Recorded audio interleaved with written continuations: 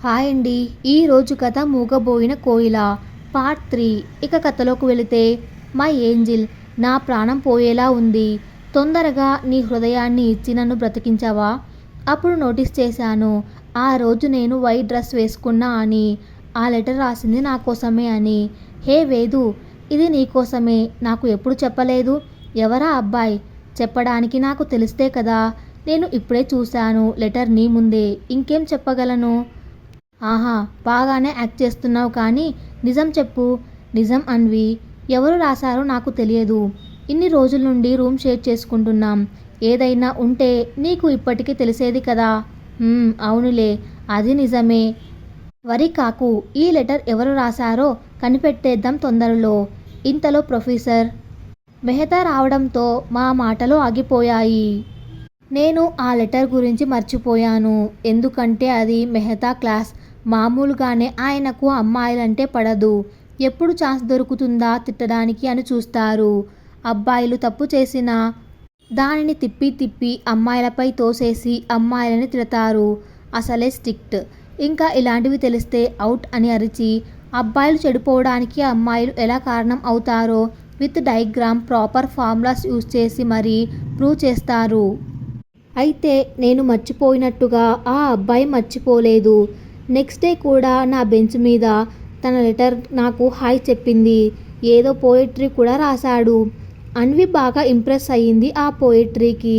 అలా ఒక రోజు 2 రోజులు కాదు, ప్రతిరోజు ఒక 2-3 నెలలు అలాగే గడిచింది. ఎంత లేదన్నా అమ్మాయినే కదా.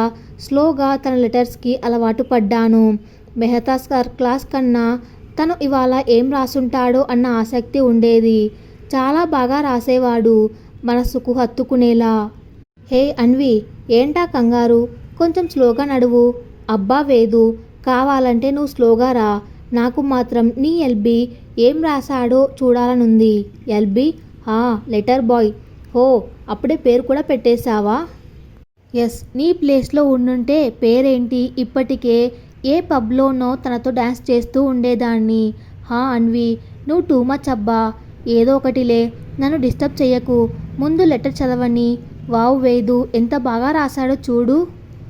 అక్కరలేదులే, నీ ముఖం చూస్తూనే తెలుస్తుంది బాగా రాశాడని.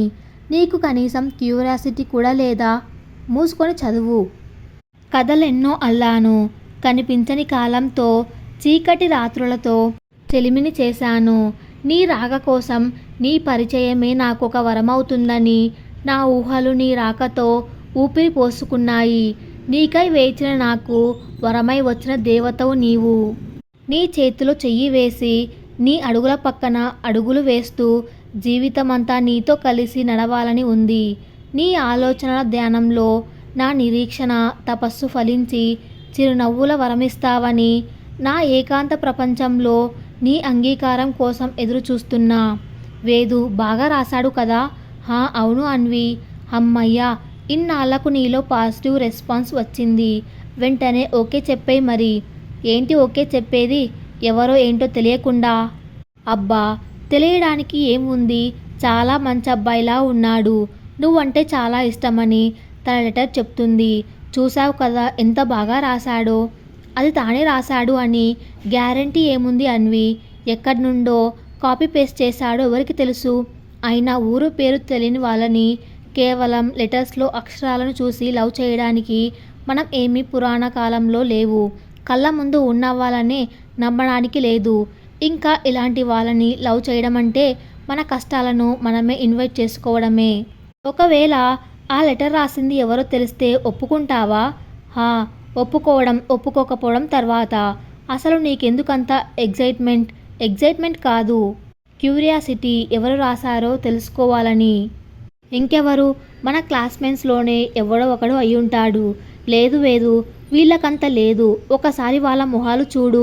ఒక్క సెకండ్ బుక్స్ నుండి చూపు తిప్పితే ప్రపంచం మొత్తానికి అన్యాయం జరిగిపోతున్నట్లు ఎలా చదువుతున్నారో. నువ్వు టూ మచ్ అన్వి. ఇక్కడి వరకు రావడం ఎంత కష్టమో వాళ్లకు తెలుసు. అందుకే వచ్చిన పని చూసుకుంటున్నారు. మధ్యలో నీ కమెంట్స్ ఏంటి? అయినా ఆ లెటర్ ఎవరు రాస్తే ఏంటి? నాకు లవ్ మీద మంచి ఒపీనియన్ లేదు. లవ్ చేసేంత ఇంట్రెస్ట్ లేదు. కాకపోతే లెటర్ చదవడం బాగుంటుంది. బాగా రాస్తాడు కాబట్టి. పెద్ద పెద్ద థియరీలు చదివి బుర్ర వేడెక్కినప్పుడు ఇలా పోయిటరీ చదవడం కొంచెం హాయిగా అనిపిస్తుంది అంతే. వేదు, నీకు ఇంట్రెస్ట్ లేకపోయినా సరే నాకు చాలా ఇంట్రెస్ట్ ఉంది. ఈ అబ్బాయి ఎవరో తెలుసుకునే వరకు నాకు నిద్ర పట్టదు. సరేలే, ఏదో ఒకటి చేసుకో అన్వి. ఇప్పటికీ ఈ విషయం వదిలేయ్. ఎవరు సరదాకు రాస్తున్నాడు, రెస్పాండ్ అవ్వకపోతే తానే రాయడం మానేస్తాడు అనుకున్నా కానీ ఆ అబ్బాయి అలా రాస్తూనే ఉన్నాడు. అసలు ఎవరు రాస్తున్నారు, ఎందుకు ఎదుటపడకుండా ఇలా చేస్తున్నారో తెలియక నేను తికమక పడుతుంటే అన్వి ఒక పెద్ద బాంబ్ పేల్చింది. ఆ లెటర్ రాసింది ఎవరో నాకు తెలిసిపోయింది వేదు. ఏమంటున్నావు అన్వి? నీకెలా తెలుసు? అబ్బా, నేను తెలుసు అంటే నీకు ఎలా తెలుసు అని అడగకూడదు. ఎవరా అబ్బాయి అని అడగాలి. నీకు కొంచెం కూడా సెన్స్ లేదు వేదు. సరేలే, నాకు సెన్స్ లేదని ఒప్పుకుంటున్నా కానీ ఇంతకీ ఆ అబ్బాయి ఎవరు చెప్పు. చెప్తాను కానీ మరి నాకేం ఇస్తావు? ఒక బాక్స్ నిండా చాక్లెట్స్ పెట్టి ఇస్తాను చాలా. ఓకే వేదు, చాక్లెట్స్ అన్నావు కాబట్టి చెప్తాను. అన్వి, చెప్పు తొందరగా. మరి నాకు ఇంట్రెస్ట్ లేదు అని ఏదో అన్నావు. అబ్బా అన్వి, ఎవరో తెలుసుకోవాలని చిన్న క్యూరియాసిటీ అంతే. చెప్తావా చెప్పవా? ఓకే చెప్తాను. నాకెందుకో శశి అనిపిస్తుంది వేదు. వాట్, నీకు పిచ్చి పట్టిందా? అసలు శశి గురించి అలా ఎలా ఆలోచిస్తావు? కూల్ వేదు, నాకు అనుమానం అన్నాను, కన్ఫామ్గా చెప్పలేదు. అయినా తనకన్నా ఇంకెవరు రాసే వీలు లేదు. ఎందుకంటే మార్నింగ్ ఫస్ట్ కాల్తో మొదలుపెట్టి ఈవినింగ్ లాస్ట్ కాల్ వరకు నువ్వు ఎలా ఉన్నావో, కంఫర్ట్గా ఉన్నావో లేదో అని అడుగుతూనే ఉంటాడు. నీ ప్రాబ్లం నువ్వు చెప్పకుండానే సాల్వ్ చేస్తాడు. నాకెందుకో తనే అనిపిస్తుంది వేదు. ఇక ఆపుతావా? అమ్మకి తను ప్రామిస్ చేశాడు నాకు ఏ ప్రాబ్లం రాకుండా చూసుకుంటానని. ఇక్కడ నా రెస్పాన్సిబుల్ తనది కాబట్టి హీఈస్ టేకింగ్ కేర్ ఆఫ్ మీ. నువ్వు దీనికి ఏదేదో ఊహించుకుంటున్నావు అంతే అన్వి. సరే, నువ్వు చెప్పేదే నిజం అనుకుందాం. కానీ నీకు సంబంధించిన ప్రతి ప్రాబ్లం తానే సాల్వ్ చేస్తాడు కదా. ఈవెన్ సీనియర్స్ ర్యాగింగ్ చేసినప్పుడు కూడా తను మన క్యాంపస్ కాకపోయినా రిస్క్ తీసుకొని మరి నిన్ను సేవ్ చేశాడు. ఇంకెప్పుడు వాళ్ళు నీ వైపు రాకుండా చూసుకున్నాడు. మరి నీకు ఎవరో 3 months నుండి లెటర్స్ రాస్తుంటే తనకు తెలియకుండా ఉంటుందంటావా? తనకు తెలిస్తే కామ్గా ఎందుకుంటాడు? నిన్ను అడుగుతాడు కదా. నాకెందుకో తన మీద డౌట్గా ఉంది. తను చెప్పింది కూడా నిజమే అనిపించింది. కానీ అన్వి, నేను తనని డైరెక్ట్గా ఎలా అడుగుతాను? ఒకవేళ తను కాకపోతే ఎంత ఎంబారసింగ్గా ఉంటుంది. నాకేం చేయాలో తోచడం లేదు అన్వి. నో వరీస్ డియర్, ఇలాంటి వాటికి హెల్ప్ చేయడానికి ఫ్రెండ్స్ ఉన్నారు. నువ్వు నేను చెప్పినట్టు ఫాలో అయిపో. తనో కాదో ఈజీగా తెలిసిపోతుంది అంది అన్వి. అన్వి చెప్పింది విన్నాక నాకెందుకో మనసంతా అదోలా అయిపోయింది. ఇది అని చెప్పలేని బాధ. అన్వి చెప్పింది నిజం కాకూడదని దేవుణ్ణి ప్రార్థించాను. నేను ఏ బంధాలు నాకు చుట్టుకోకూడదని ఇక్కడికి వచ్చాను. ఇప్పుడు ఏ కొత్త బంధాన్ని ఇన్వైట్ చేసే స్టేజ్లో నేను లేను. అందులోని ప్రేమ, అది కూడా శశితో. No way. ఒకవేళ అన్వి చెప్పింది నిజమైతే నేను ప్రీతిని ఎలా ఫేస్ చేయాలి? అసలు ఈ విషయం ప్రీతుకి తెలిస్తే ఎలా రియాక్ట్ అవుతుంది? నాదే తప్పు అనుకుంటుందేమో. దేవుడా, ఒకవైపు ప్రీతు, ఇంకోవైపు అమ్మ, మా 2 ఫ్యామిలీస్. అన్నిటికీ మించి ఇక్కడ నేను కూల్గా ఉండడానికి కారణం శశి. ఇదే నిజమైతే తనతో నేను ఇంతకు ముందులా ఉండగలనా? అలా అని తనతో మాట్లాడకుండా ఉండగలనా? నాకే ఎందుకిలా జరుగుతుంది? నో, శశి అవ్వకూడదు దేవుడా. ప్రతిరోజులాగే ఆ రోజు సాయంత్రం శశి నన్ను కలవడానికి వచ్చాడు. హలో శశి అన్నయ్య, ఎలా గడిచింది నీ రోజు? నేనైతే చాలా అలసిపోయాను. అవునా, నేను బాగా ఎంజాయ్ చేశాను. కానీ ఇవాళ ఏంటి కొత్తగా అన్నయ్య అంటున్నావు? ఏం లేదు అన్నయ్య, అందరూ ఆ ఇంజనీరింగ్ అబ్బాయి నీకేం అవుతాడు, రోజు నిన్ను మీట్ అవ్వడానికి ఎందుకు వస్తున్నాడు, తనకు మన క్యాంపస్లో ఏం పని అని అడుగుతున్నారు. నువ్వు ఫ్రెండ్ వాళ్ళ అన్నయ్య అంటే వాళ్ళు ఏవేవో కమెంట్స్ చేస్తున్నారు. నేను ఏం చెప్పినా నమ్మడం లేదు. వాళ్ళ గోల భరించలేక ఇవాళ నుండి నిన్ను అన్నయ్య అని పిలుస్తాను అని వాళ్ళతో అన్నాను. అది కాదు వేదు, ఎవరో ఏదో అన్నారని నువ్వు ఇలా పిలిస్తే నువ్వు వాళ్ళ మాటలకు విలువ ఇచ్చినట్టు అవుతుంది. అయినా ఎవరో ఏదో అన్నారని మనం ఎందుకు కేర్ చేయాలి? నువ్వు అలా పిలవద్దు వేదు. వాళ్ళు అన్నారని కాకపోయినా నేను నిన్ను అన్నయ్య అని పిలిస్తే తప్పేముంది శశి? తప్పని కాదు వేదు, నువ్వు అలా పిలిస్తే నాకు నచ్చదు. కావాలంటే వాళ్ళతో నేను మాట్లాడతాను. నిన్ను ఇబ్బంది పెట్టకుండా నేను చూసుకుంటాను. నువ్వు మాత్రం అన్నయ్య అని పిలవకు. ఏ పిలిస్తే ఏమవుతుంది? నేను ఎందుకు నిన్ను అన్నయ్య అని పిలవకూడదు? నేను అలానే పిలుస్తాను. ప్లీజ్ వేదు, అర్థం చేసుకో. నాకు అలా నచ్చదు. అదే ఎందుకు నచ్చదు అని అడుగుతున్నా. ఎందుకంటే నువ్వంటే నాకు చాలా ఇష్టం. I love you. వాట్? హా, it's true. I'm madly in love with you. నువ్వేం అంటున్నావో నీకు తెలుస్తుందా శశి? నేను ప్రీతు ఫ్రెండ్ని.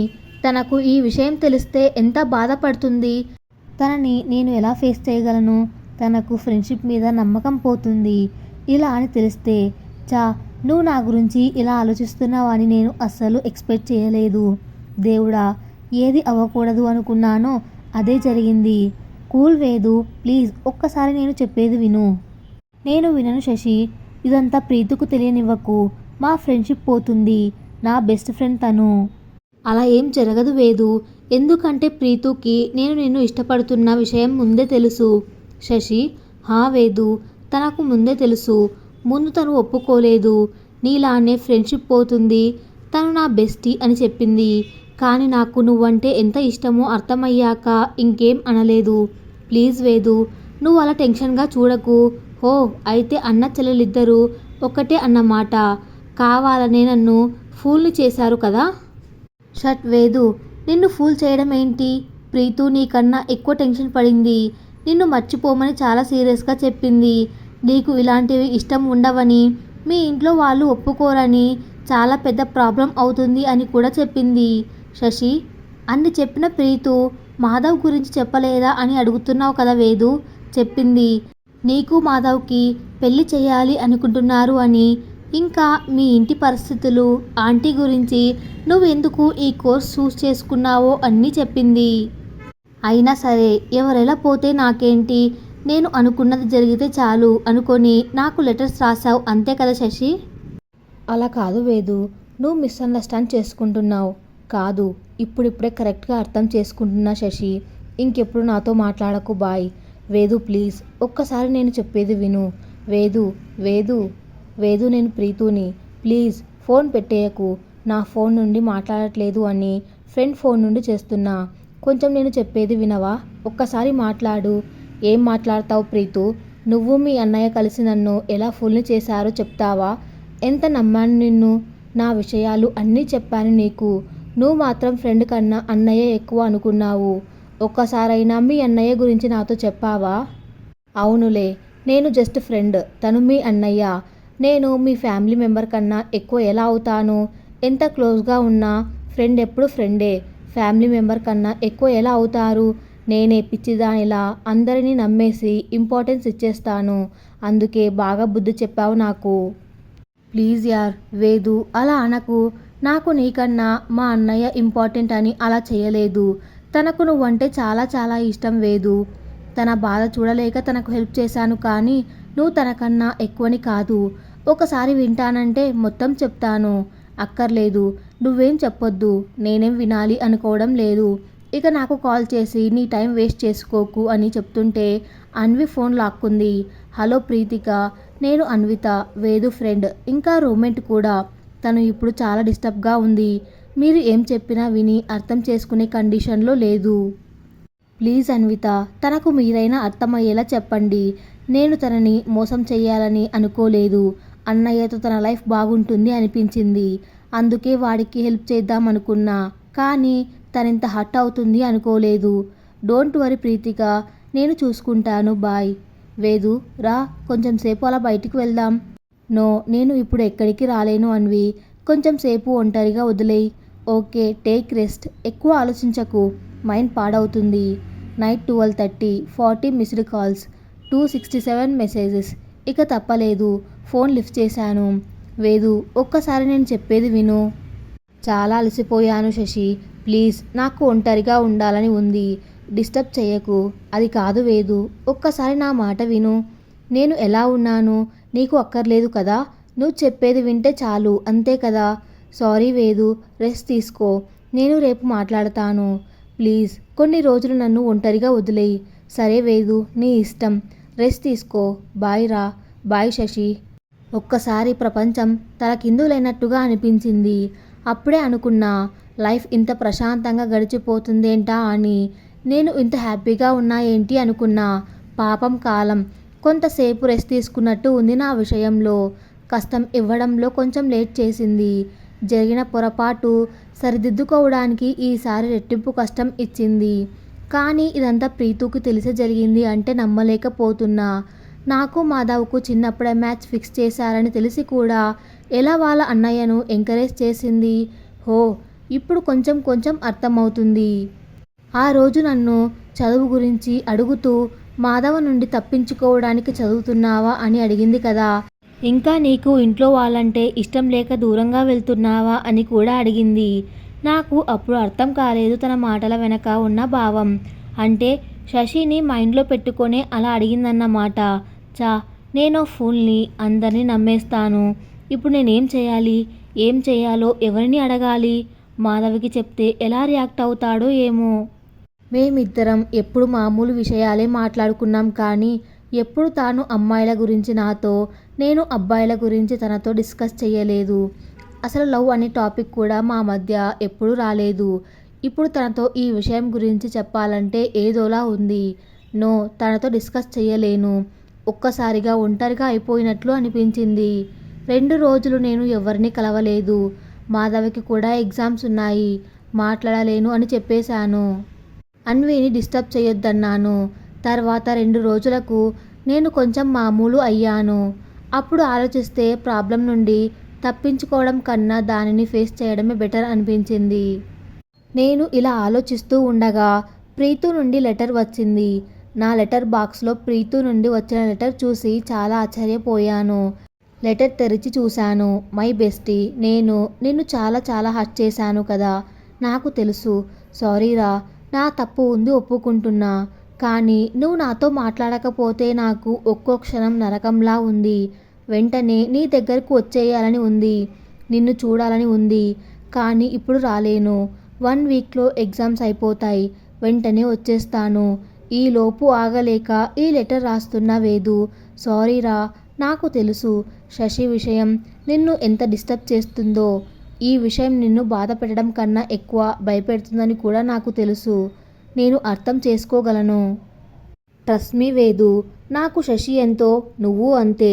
ఎవరు ఎక్కువ కాదు, తక్కువ కాదు. నీ మీద ఒట్టు వేసి చెప్తున్నా వేదు. శశి నీ విషయంలో సిన్సియర్. ఎంతగా అంటే తనకు నువ్వు తప్ప ప్రపంచంలో ఇంకెవరూ అక్కర్లేదు అనేంత. ఎలా మొదలైందో నాకు కూడా తెలియదు. కానీ ఎప్పుడు నుండి మొదలైందంటే నువ్వు సంక్రాంతికి మీ ఊరు వెళ్ళినప్పుడు అక్కడ పండగ ఫొటోస్ నాకు వాట్సాప్ చేశావు కదా. అవి నేను డీపీలో ఇంకా స్టేటస్లో అప్డేట్ చేశాను. శశి కాల్ చేసి ఫొటోస్ ఎవరివి అని అడిగాడు. నేను నీ గురించి చెప్పాను. రోజు నీ గురించి అడిగేవాడు. అప్పుడు నేను అంతగా పట్టించుకోలేదు. కానీ నువ్వు మా ఇంట్లో 1 వీక్ ఉన్నావు చూడు, అప్పుడు హాలిడేస్ ఉన్నాయి, ఇంటికి వస్తాను అని ఫోన్ చేశాడు. యాక్చువల్గా అప్పుడు తనకు ఏ హాలిడేస్ లేవు. నిన్ను కలవడం కోసమే వచ్చాడు. నాతో కూడా హాలిడేస్ అని వచ్చాను అన్నాడు. కానీ వాళ్ళ ఫ్రెండ్స్తో మాట్లాడుతుంటే విన్నప్పుడు అర్థమైంది తనకు హాలిడేస్ లేవని. అప్పుడు శశిని గట్టిగా అడిగాను, ఎందుకు హాలిడేస్ లేకపోయినా వచ్చావు అని. ఫ్యామిలీని మిస్ అవుతున్నానని, మిమ్మల్ని చూడాలి అనిపించి వచ్చానని చెప్పాడు. ఇంకా క్యాంపస్ అట్మాస్ఫియర్ కొత్తగా ఉందని, సీనియర్స్ ర్యాగింగ్ ఎక్కువ ఉందని ఏదేదో చెప్పి కవర్ చేశాడు. కానీ శశి బిహేవియర్లో చేంజ్ని గమనించాను. తను ఎక్కువగా ఎవరితోనూ మాట్లాడడు. జస్ట్ పలకరించి తన రూమ్కి వెళ్ళిపోతాడు. ఇక నా ఫ్రెండ్స్ వస్తే కనీసం ముఖం కూడా చూడడు. అలాంటిది తాను మనం ఉన్న రూమ్కి రావడం, నీతో మాట్లాడడం నాకు వింతగా అనిపించింది. తాను కావాలనే నువ్వు ఉండే చోటుకు వచ్చి కల్పించుకొని మాట్లాడుతున్నాడు అనిపించింది. అయితే ఆ రోజు మీ ఇంటికి డిన్నర్కి వచ్చినప్పుడు డౌట్ ఇంకా స్ట్రాంగ్ అయింది. ఎప్పుడు లేనిది మూవీ ప్లాన్ చేశాడు. నువ్వు BS MS చదువుతానన్నప్పుడు టెన్షన్ పడ్డాడు. మీ అమ్మ నాన్న వాళ్ళతో వాళ్లకు నచ్చేలా మాట్లాడాడు. ఆ రోజు రాత్రి తనని విషయం ఏంటని అడిగాను. నిజం చెప్పకపోతే అమ్మ వాళ్లకు చెప్పేస్తానని బెదిరించాను. అప్పుడు చెప్పాడు, ప్రీతు, నాకు వేదు అంటే చాలా ఇష్టం. I love her. ప్లీజ్ నువ్వే ఎలా అయినా హెల్ప్ చేయాలి అని బ్రతిమలాడాడు. నిజం చెప్తున్నా వేదు, నేను శశిని ఎంకరేజ్ చేయలేదు, హెల్ప్ కూడా చేయలేదు. ఇన్ఫ్యాక్ట్ తనకు ఇదంతా వద్దని, వేదు వాళ్ళ ఇంట్లో తెలిస్తే పెద్ద ప్రాబ్లం అవుతుందని చెప్పాను. నీకు మాధవ్కి పెళ్లి చేయాలి అని చిన్నప్పుడే అనుకున్నారు. సో నీకు దూరంగా ఉండమని చెప్పాను. మాధవ్ గురించి తెలిసినప్పుడు బాధపడ్డాడు. నీకు దూరంగా ఉంటానని చెప్పాడు. ఆ రోజు నేను నిన్ను అడిగాను కదా, పెళ్ళంటే ఇష్టం లేక చదువుకోవాలి అనుకుంటున్నావా అని. అలా ఎందుకు అడిగానో తెలుసా? శశి బాధ చూడలేక. తను కాలేజ్కి తిరిగి వెళ్ళినప్పటి నుండి బాగా మారిపోయాడు. డల్ అయిపోయాడు. మా అందరితోనూ కూడా సరిగ్గా మాట్లాడేవాడు కాదు. అప్పుడే నువ్వు పెళ్లి చేస్తారేమో అని భయపడడం, దాని నుండి తప్పించుకోవడానికి చదువుకోవాలి అనుకుంటున్నట్లు చెప్పావు. నాకు ఒక చిన్న ఆశ కలిగింది. ఒకవేళ నీకు మాధవ్ అంటే ఇష్టం లేదేమో అని. ఒకవేళ అది నిజమైతే శశి నీకు బెస్ట్ చాయిస్ అవుతాడనిపించింది. అదీ కాక నా బెస్టీ ఎప్పటికీ నాతో పాటు ఆ ఇంట్లోనే ఉంటుంది అనుకున్నాను. కానీ ఆ రోజు నీ మాటలు విన్నాక నీకసలు పెళ్ళి, ప్రేమ లాంటి ఆలోచనలు లేవని అర్థమైంది. అదే విషయం శశితో చెప్పాను. నా బ్యాడ్ లక్ ప్రీతు, ఏం చేస్తాం, ఇక ఆ విషయం మర్చిపో అన్నాడు. తర్వాత మా మధ్య నీ డిస్కషన్ రాలేదు.